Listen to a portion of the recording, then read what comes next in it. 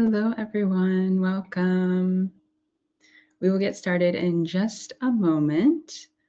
In the meantime, while we wait just a minute for everyone to join, if you would like to drop in the chat where you're located, we always love to see where everyone is joining us from. It's kind of a fun little exercise just to see where everyone's located because we have a lot of people. So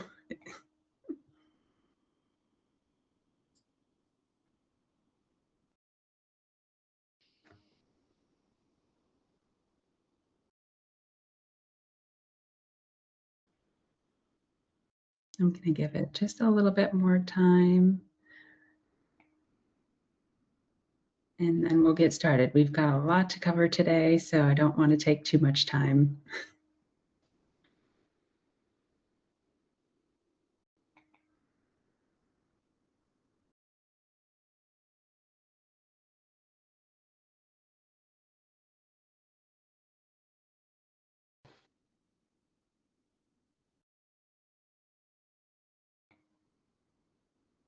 All right, let's go ahead and jump in. My name is Alex. We're really happy that you're joining us today. I'm going to be your host for the webinar, but I'm not going to be the main speaker here, so I'm going to drop off after I do some quick housekeeping items for you all. So I just wanted to start by saying that this webinar is being recorded, and we will be sending out the recording and the slides after the webinar is wrapped up for you all, so you can go back and watch anything. Share that with others if you're registered and not able to attend the full webinar. You'll be able to go back and watch anything that you missed. So definitely keep an eye out for that as well tomorrow. If you have questions throughout the webinar, definitely drop them in the chat box. We will be having a Q&A at the end, so we'll get to as many questions as we can. And if not, our team will definitely follow up with you and make sure your questions are all answered. And then lastly, we will also have a link to the final report that will be shared out with you in tomorrow's email with the recording and the slides. So you'll have that sent directly to you. You won't have to go searching for it. So definitely keep an eye out for that as well. All right, let's go ahead and jump in. I'm going to turn it over now to our two amazing speakers and let them introduce themselves and take it away. Thank you all. Thank you, Alex. Good afternoon where I am. I'm Pamela Benjamin. I'm a local government executive advisor here at NEOGOV, and I am in Columbia, South Carolina. So it's an afternoon for me, but I think for Miss Crystal, it's a morning. So we have people from all over. Yes, And it is so, the morning here. Hi, everyone. I'm Crystal Cook. I'm a recruiter here in the state of Hawaii, where it's just about 8 o'clock in the morning. I've been in this position for about a year. And before that, I was working as the administrative services officer, where I had a team of 6 people and we did HR, accounting, IT, and so on. So happy to be here with everyone today. yeah, Crystal has a great background. I also have worked in government for about 29 years. I retired from the city of Columbia, South Carolina as a assistant city manager.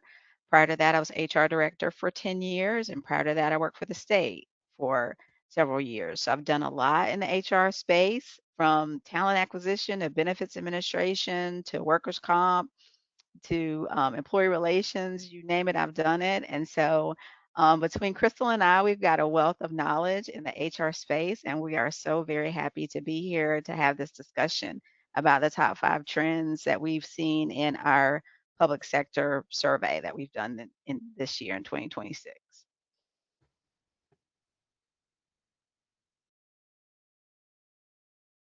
So, we're going to talk today about kind of how the landscape is changing a little bit.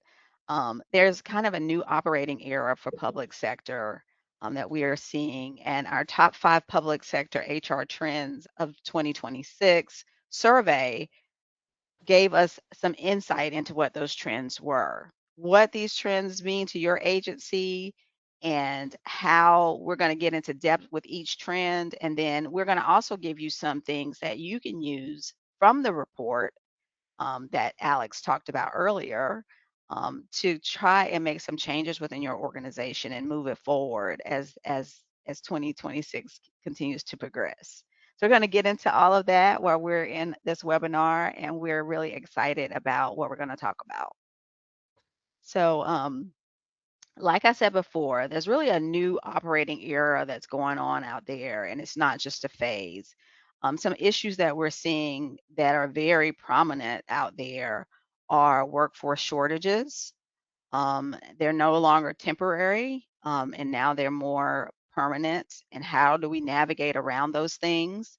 Budget restraints continue to be a problem, or continue to be a challenge, I should say, and something that we have to work around. And also, there's a shift in expectations of what governments provide, what your agencies are responsible for. How do you provide those services to your citizens and to your customers? So those are some of the things that we're seeing be really common issues in this new phase that we're operating in. So let's talk a little bit about what's changed since 2025. We've seen a lot of systems really under pressure, so that's driving a lot of the changes. There's a lot of staffing shortfalls. There are long hiring times. There are a lot of competing priorities, and there's a limited capacity for execution. So there's really a big gap between intent and execution. And we see a lot of agencies struggling with how do we innovate to manage those restraints or those constraints, and how do we balance long-term planning with those immediate pressures and immediate needs. So we're seeing that gap even widening as the years go by.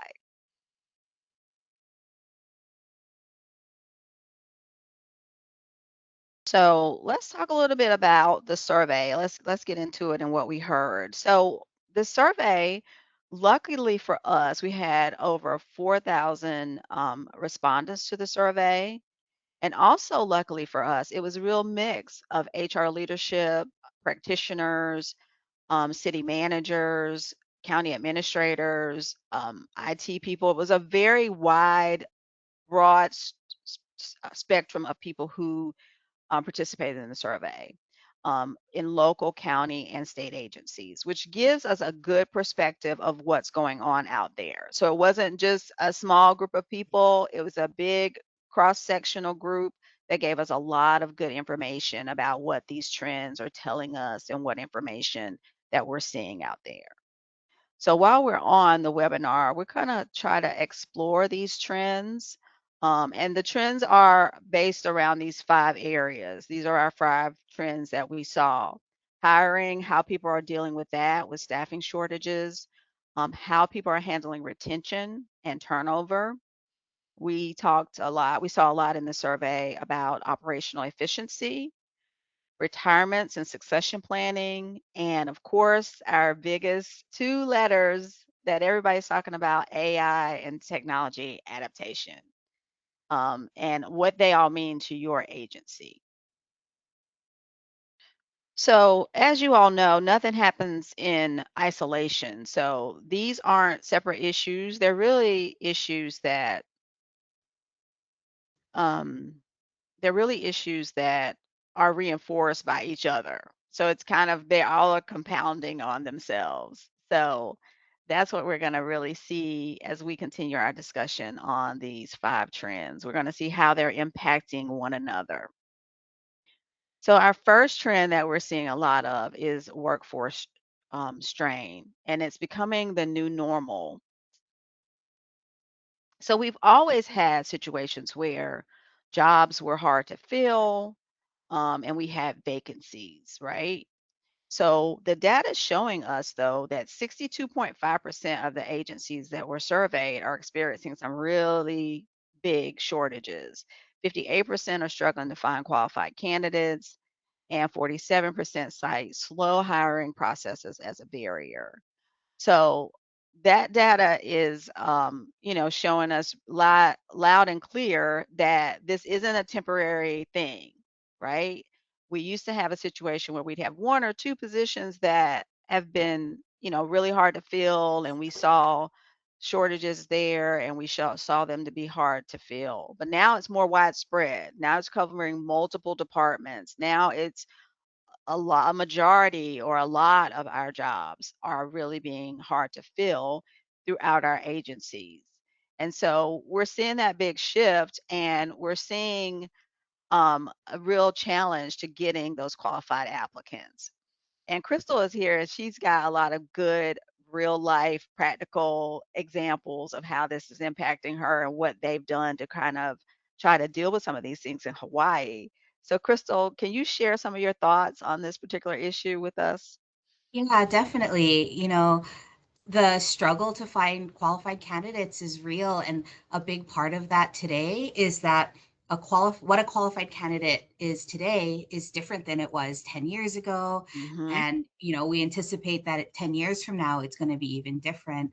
There are a number of positions within the state that we've gone through, taken a closer look at their position description and the minimum qualifications that are required, and had to go ahead and make an update because some of the work that was being done by these positions is outdated.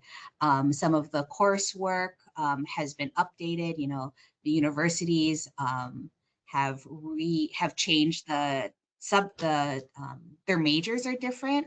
So if we're looking Mm-hmm. for a specific major, maybe that major doesn't exist anymore in what we had on our position descriptions and our minimum qualifications. So that's one way that has really helped us here in Hawaii, was taking a really close look at what those qualifications are and trying to update them to fit today's workforce. Mm-hmm. Yeah, a lot of times we have not looked at those position descriptions in decades. And so, I commend you all for looking at them and trying to make them more suited for the times that we're living in now, for sure. So, the problem isn't just a talent shortage like we talked about before. It's really a structural issue that we have going on. A lot of times in government, unfortunately, we have a lot of restraints. We have a lot of rules and regulations and compliance burdens, which causes us to be able to not move as fast as we would like to fill positions and be very limited in our flexibility on compensation at times. So, some of you all who are on the webinar with us today, you have unions or you have civil service, and they have certain rules and regulations and stipulations that cause the process to be a little bit um, longer, more complex, more complicated than the private sector has to deal with.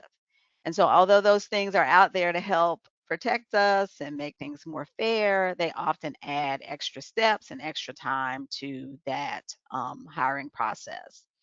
And then we all are stuck sometimes with certain job pay ranges that don't allow us to be flexible and to pay people, whatever we want to pay them. It may be a situation where we have union rules that require us to pay people certain wages and have certain steps and those type things, and it makes it a little bit complicated. Um, so even with that, um, you're dealing with the pressures of, even if you have a candidate, then we still are struggling to compete. Can you guys see me? No, I'm not No. sure what happened to you.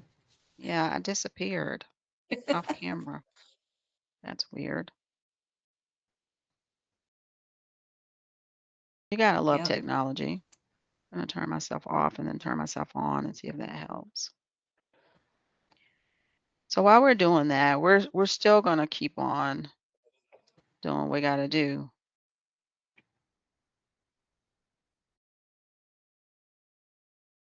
Yeah, well, while you're working on that, I'm happy to talk about this slide about what workforce strain looks like.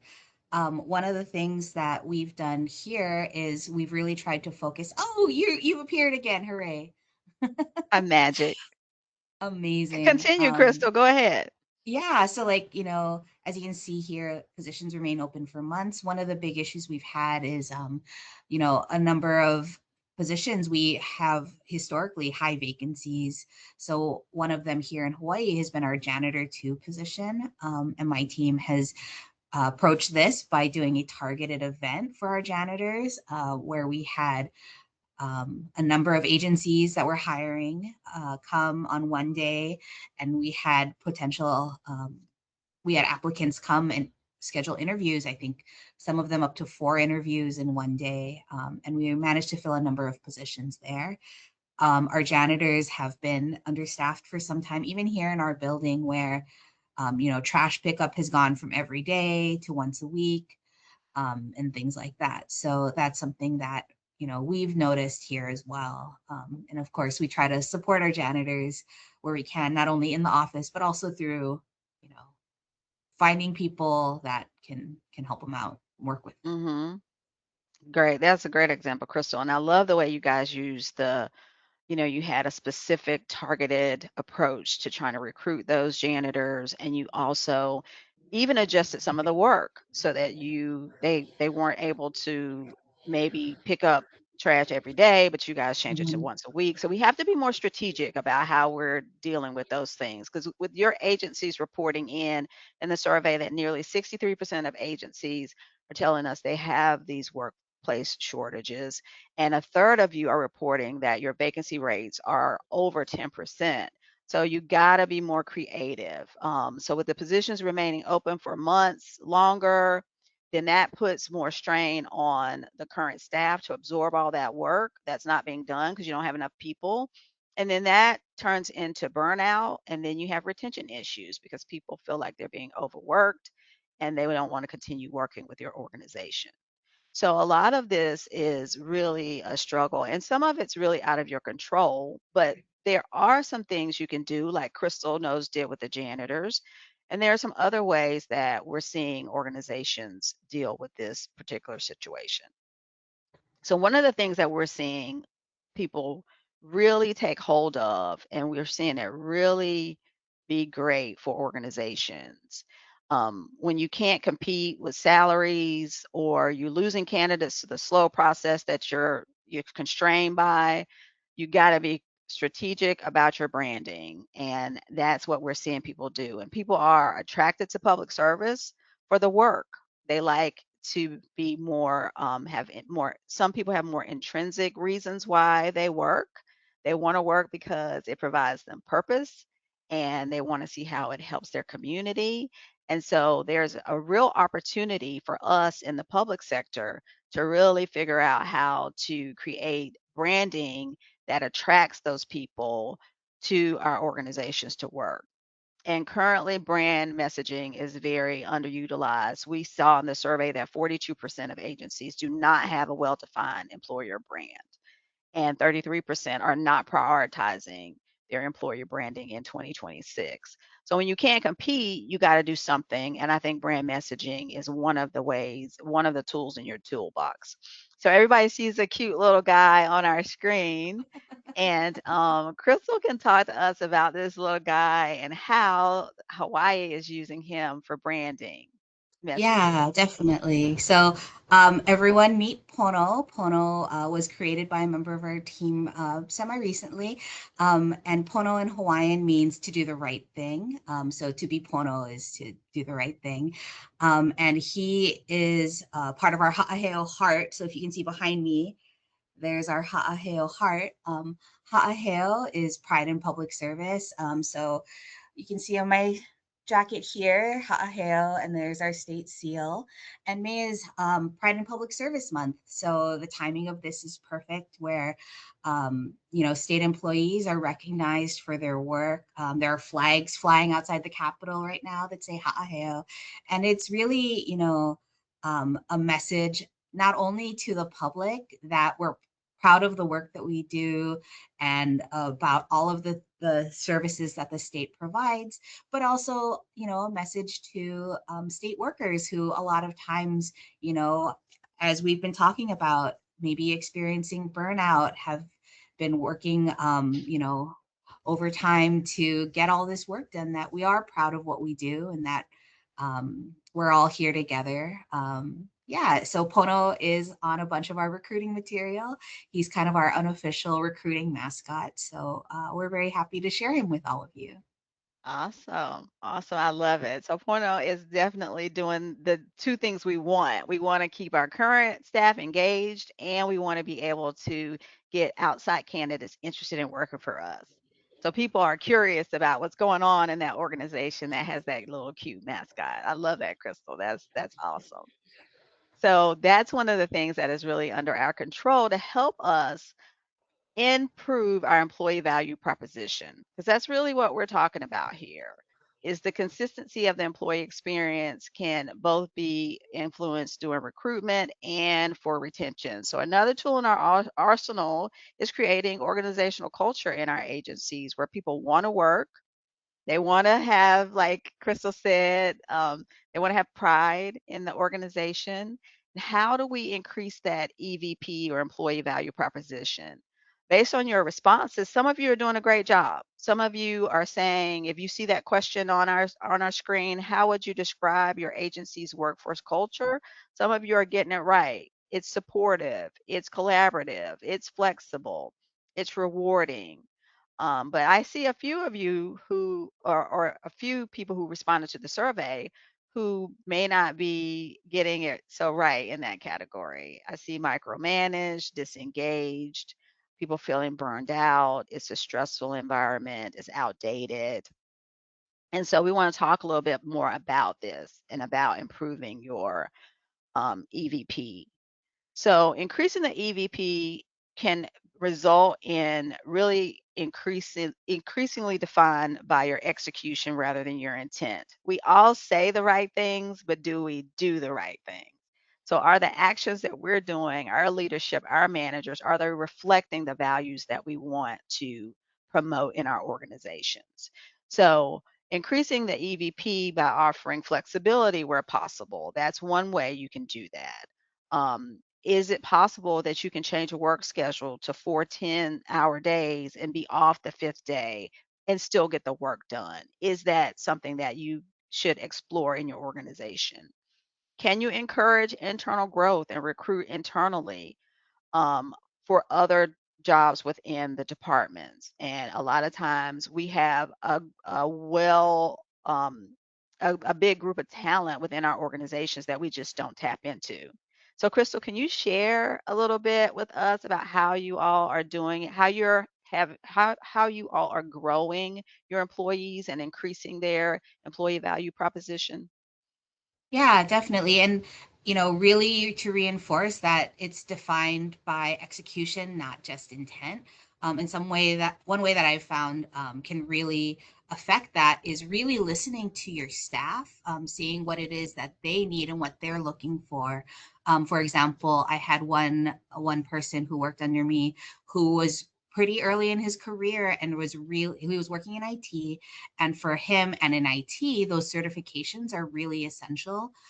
So although as far as work was concerned, I was pretty limited in the kind of expanded role I could offer him. After talking with him, we discussed him studying for certifications, and I told him that using his downtime when no calls were coming in, there are no little fires to put out, as in IT always happens, that he was welcome to study for that certification. And he ended up passing it and getting a certification that not only benefited him and his career, but also really, benefits the team and the organization as a whole.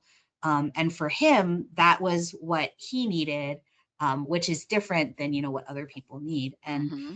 I really think that's a great way that when you're, limited in some of the things that you can offer, really listening to your employees and seeing, what you can do for them, and finding a solution for that. Absolutely. That is a great example. Employees want to stay in organizations that want to grow and develop them. And so you all provided him with a great opportunity to it's a win-win for you because he feels like you care about him and you want to develop him, but it's also a win for him because he gets that certification and feels like he gets to advance in his career in that way. So that's a perfect example of how we can use our tools in our toolbox, something simple like listening to your employee and giving him the time to do it, to give them the opportunity to grow so that they feel like they can be a part of the organization and stay around and keep that retention rate pretty high.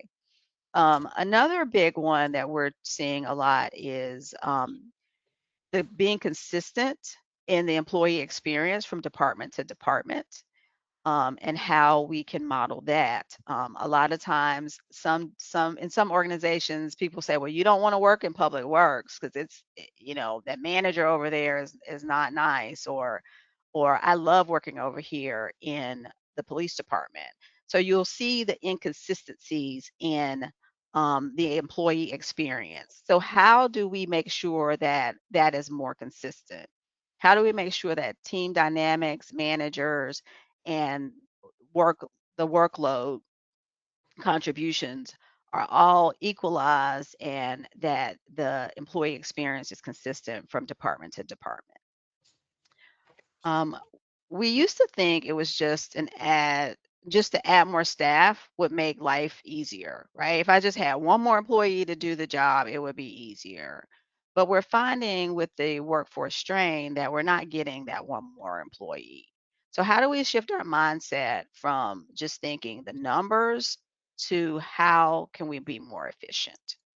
So what we're seeing is 40% of agencies rank efficiency as their top priority in 2026. 60% cite that their budget constraints, and we all know that that's always there. So the lower budget and the less people makes us really have to um, really be reliant upon using efficiency within our organizations. So that has been identified as one of the trends that we're seeing out here in 2026. Agencies are shifting from hire to grow to more of to optimize to sustain the mindset. So that's what we're seeing out here. So let's talk a little bit more about this.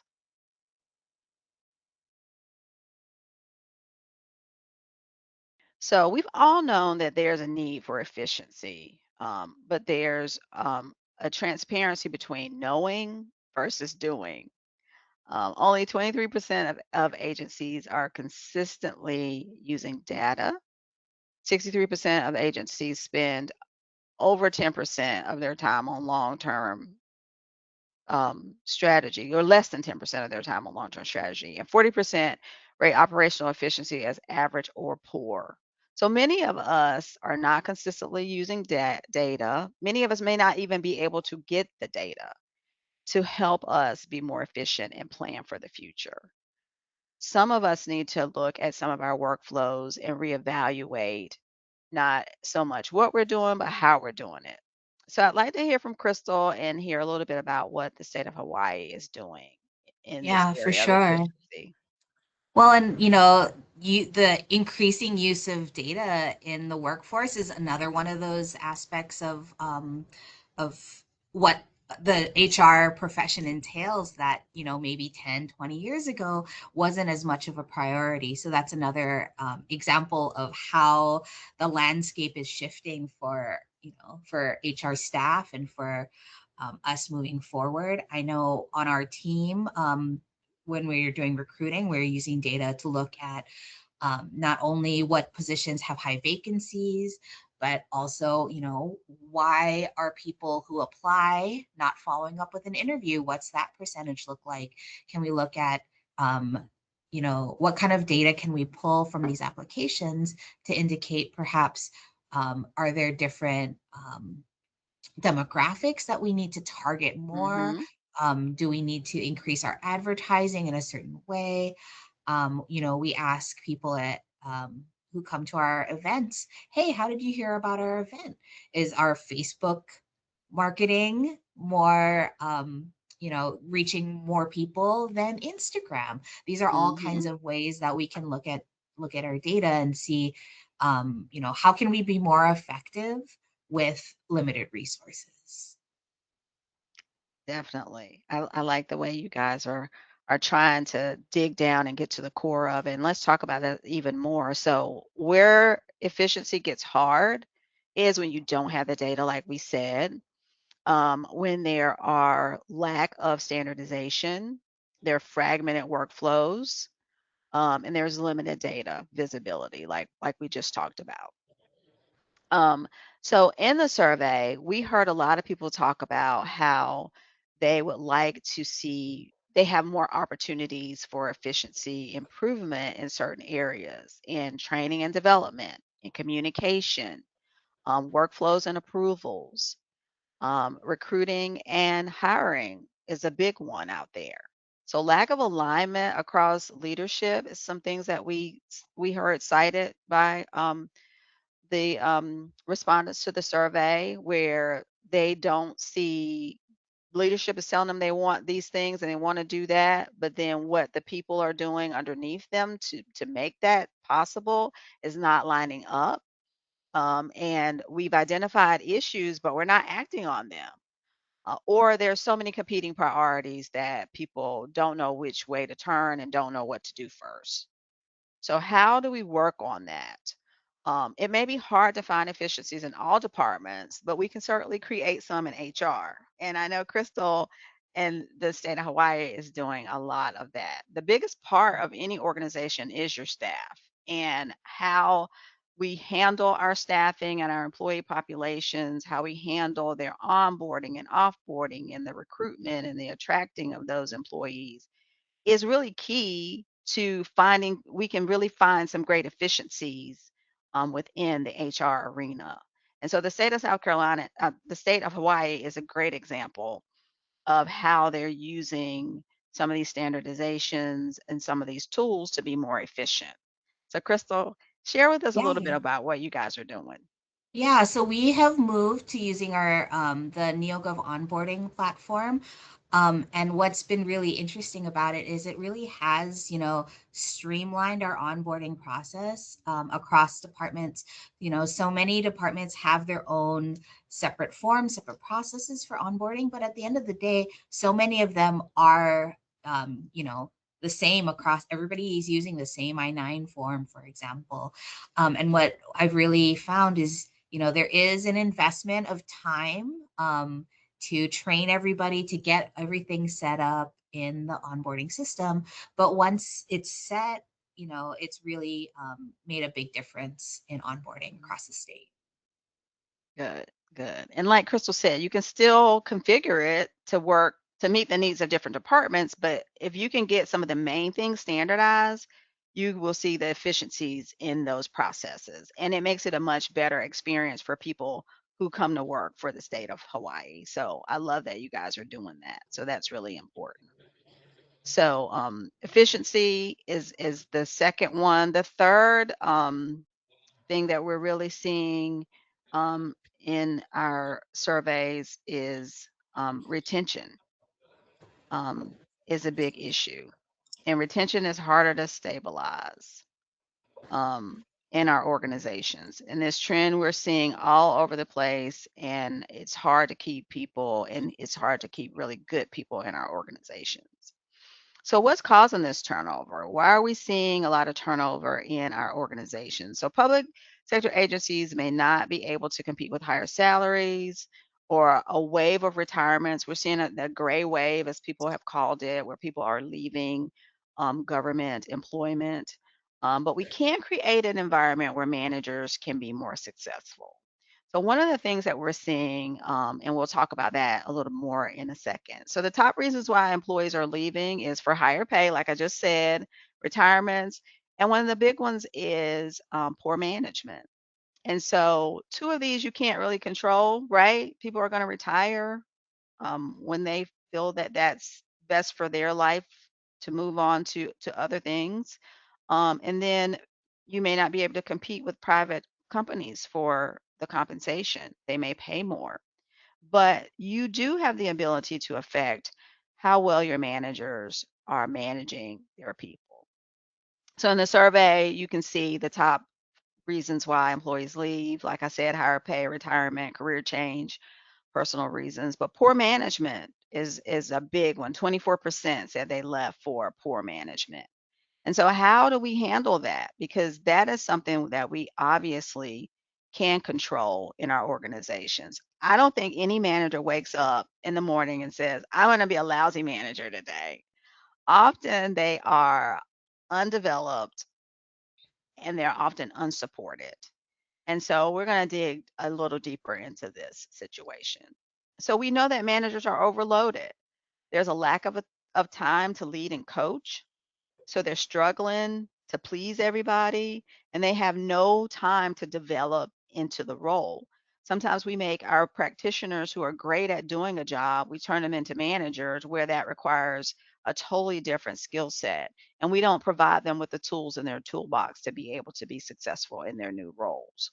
So we have to work a little bit harder in that category as employers.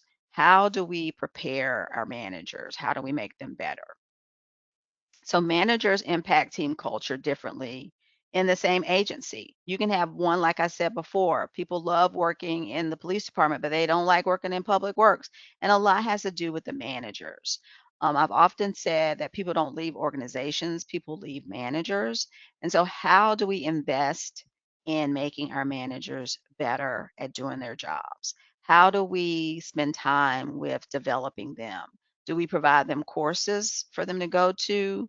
At the City of Columbia, we had an Emerging Leaders program that we send our managers through to help develop them and prepare them for the leadership roles they were taking on.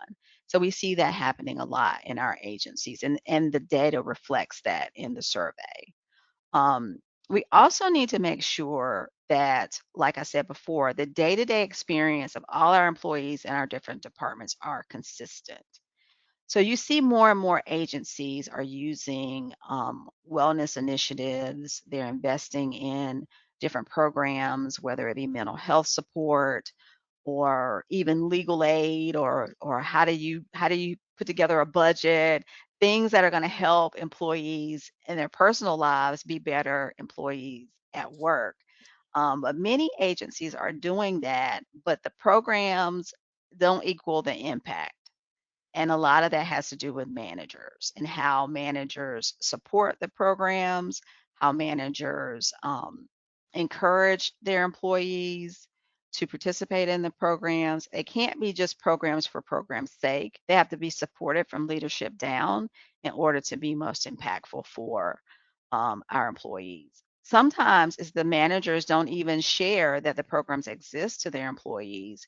And then when asked, employees aren't aware that there are even those opportunities out there to help them in a personal way be better people and better employees.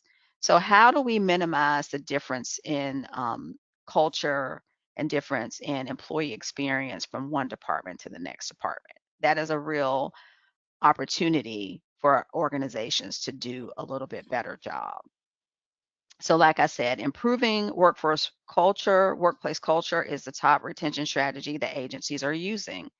They're really trying to do a better job at making everybody have a great experience. They're really trying to do a better job of putting our agency values into practice. And those acts or those activities that we do around that really help increase the retention of our workforce. So working conditions can get better so people don't feel burned out and overworked.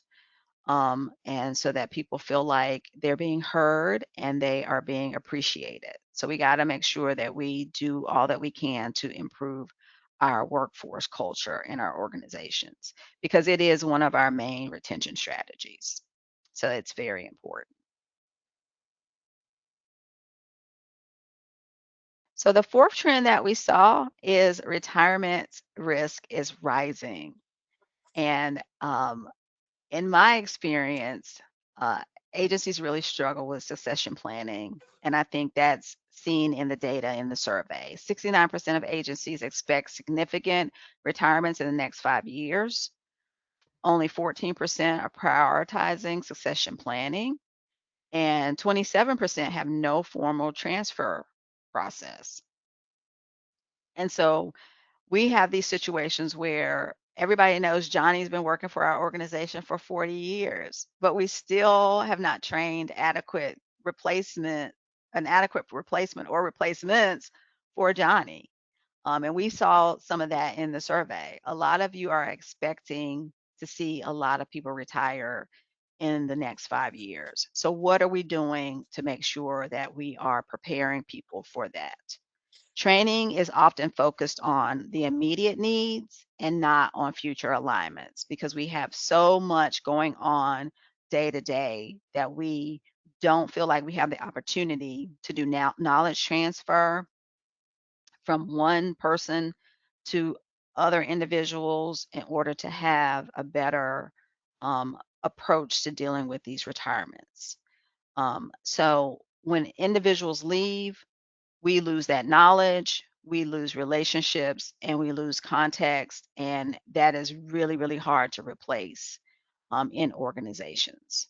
So, what do we do? What can we do to deal with these retirements and move forward? There's a heavy impact or resilience on one individual and not systems put in place to help us deal with the fact that if that person leaves, we can still continue to perform at a level that is expected and still be able to do the job that we are all the jobs that we need to do.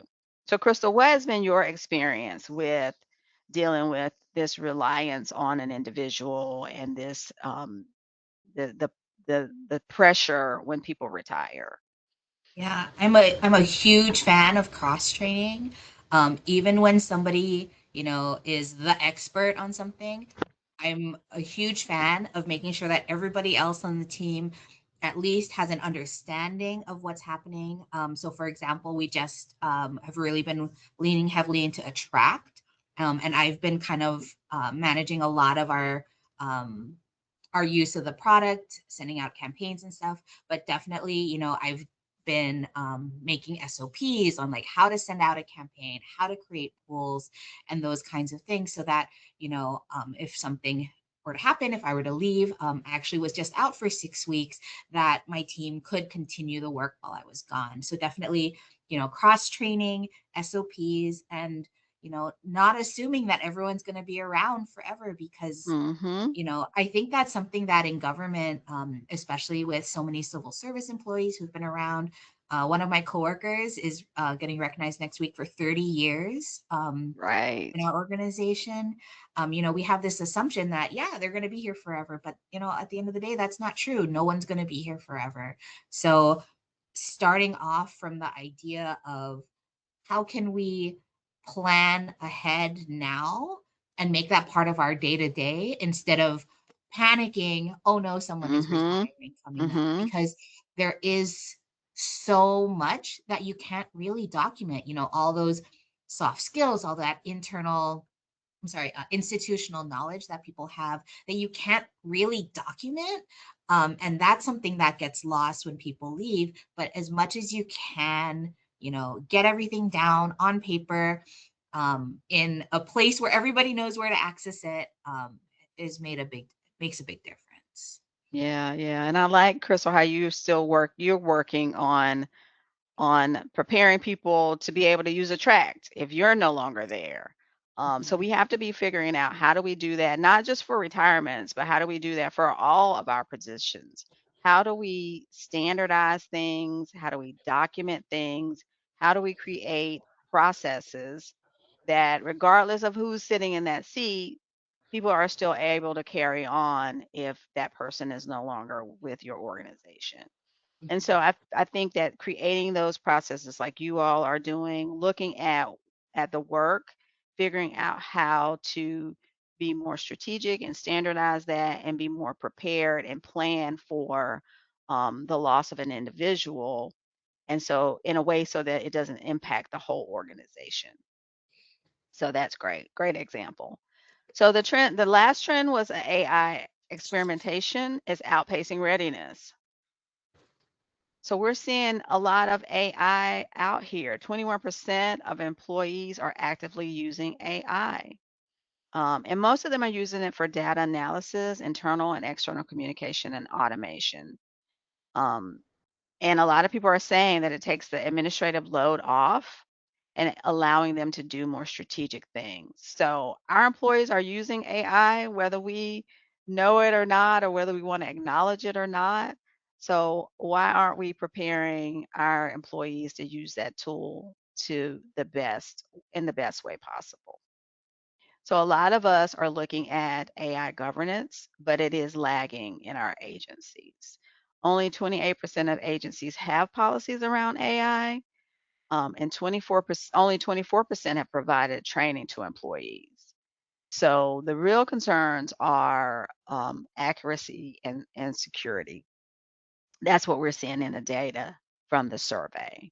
And so, although AI is out there, we're seeing that most of us are not really prepared to utilize it, and we haven't prepared our employees to harness the power that's in AI to our best benefit. The biggest issues are adaptability and preparedness. So how do we prepare our employees to be ready for AI? Only a fourth of the agencies feel very prepared to manage this change. And agencies that rank low on change management preparedness often have low data maturity and limited change capacity, and they're very reactive environments. So, Crystal, how are you all kind of dealing with this topic? So I can speak too also a little bit about change management. The state of Hawaii's accounting system is very old. We'll leave it there. So we are in the process of working on procuring a new enterprise financial system that will connect our accounting system across departments. The hope is that it'll also connect with our budget system, with HR.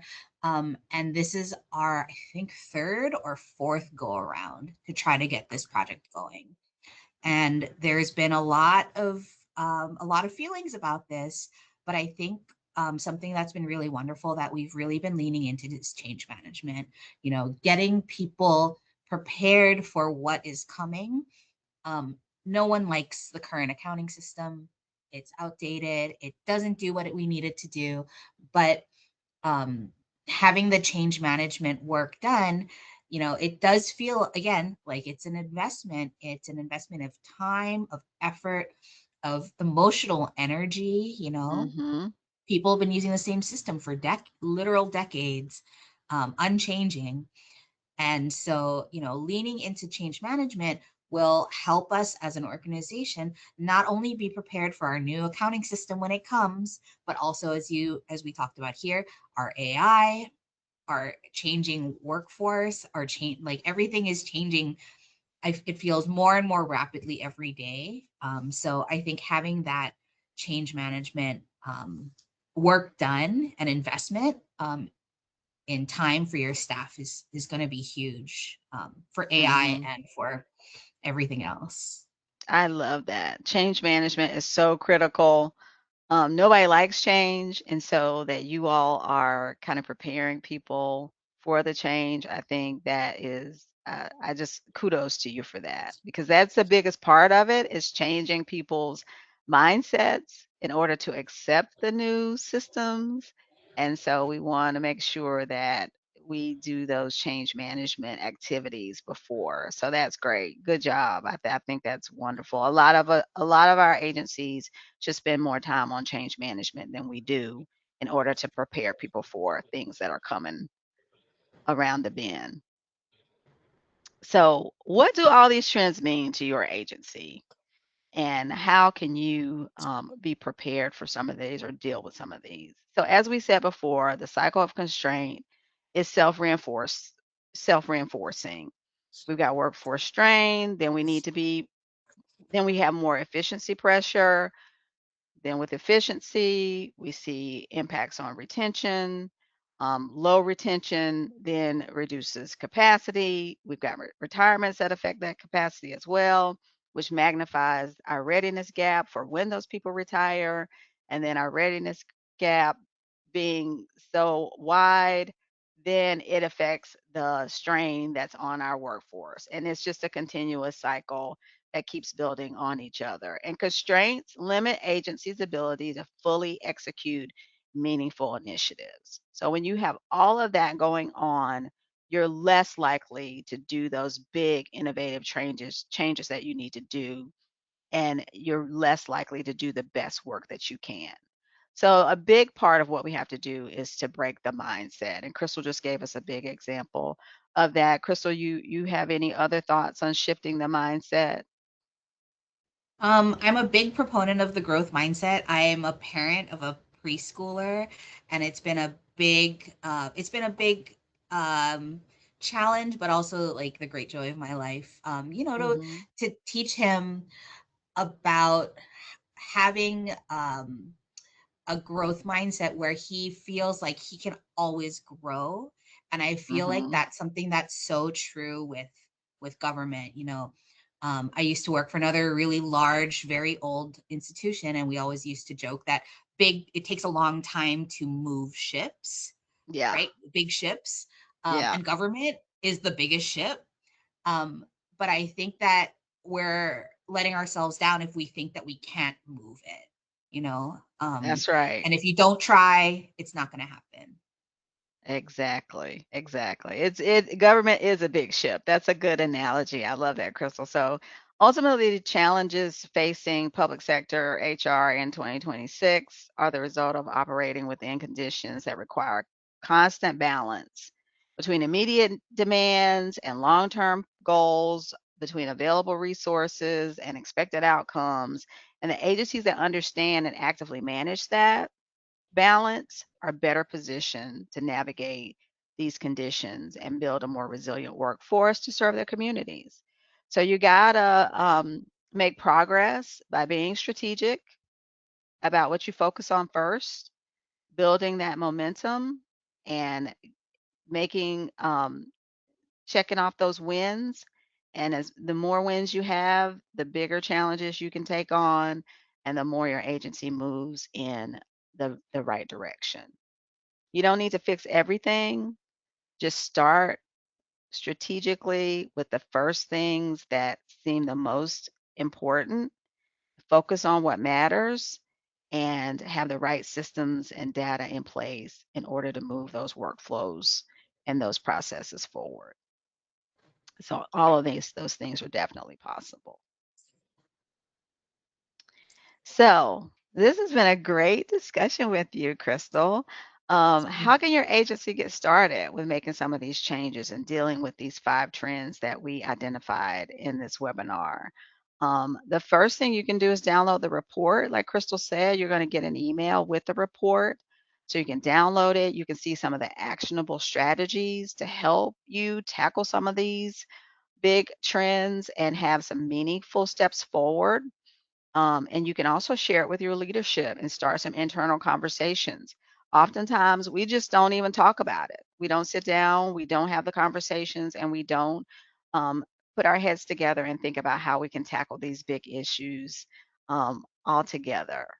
And so that's going to be provided to you. And I think it's a great start for all of you to look at some of the data, to dig down deep, and to use some of those strategic actionable steps that we've outlined in the report. So does anybody have any questions that they want to ask while we have a few more minutes with you guys? Awesome. Thank you both. That was great. I loved hearing your perspective, Crystal. And of course, Pam, you've got so much experience to bring as well. So thank you so much for sharing. We have a few questions that we can get started with. So one is, what's an example of how data can be used right away without having to implement a new program? So just using the systems that you have. Yeah, definitely. Do you want to take this, Pam? Shall I take it? Crystal, I think the example you gave about how you guys are using Attract, can you give us any ways that you are gathering data to use Attract Yeah. that you, that will be helpful? For sure. So something that we've noticed is our click rates vary depending on what day we send. we've found that sending things on a Friday afternoon kind of gets buried. Anything that is an action item tends at the end of the week not to get as much of a response, but earlier in the week does. We've also had quite a bit of fun looking at our subject lines. How many links do we have in an email and those kinds of things. And the track platform's been really useful for that, to help us see how effective our messaging is. Something else that we've done is just look at our vacancies, through anecdotes, although it can help, gauge, a sense of feeling. Really looking at the numbers as far as, how many positions are vacant, where are they vacant, has made a big Mm-hmm. difference for us. And as a result, we've pushed more of our job fair and rapid hire events more towards the west side of the island, where there has been a great demand for increased positions on that side. We had when we had five, like I think we had five agencies, three of them downtown and two further west. And the two that were further west, all of their interviews got booked up. So taking a look at Mm, that and strategizing, be like, okay, there's a lot of people on that side of the island who are looking for work and are interested in working for the state. So that's helped yeah. us. Good examples. And all of which, if it's attract or insights, perform, all of the products have great dashboards and analytics and data that can be very helpful to anybody who uses those platforms for sure. Alex, Well, you're we have 1 minute left. So if you had any other questions, our team will definitely follow up with you after the webinar. I want to say thank you so much again to Pam and Crystal. It was just amazing working with you both on this, and we absolutely loved hearing from you. So thank you so much for your time, and thank you all for joining the webinar and listening and downloading the report, and for your support for NEOGOV and for continuing to do the work you do every day. Definitely couldn't, we would not be here without you. So thank you all so much. We will follow up with a webinar recording, the slides, and the report for you. And I think there will also be a short survey at the end once we close out the webinar. So if you don't mind taking that, letting us know how we did, and if you have any ideas for future webinars, we always love to hear your feedback. So thank you all and have a great day. Thank you, everyone. Thank you, everyone. Bye bye.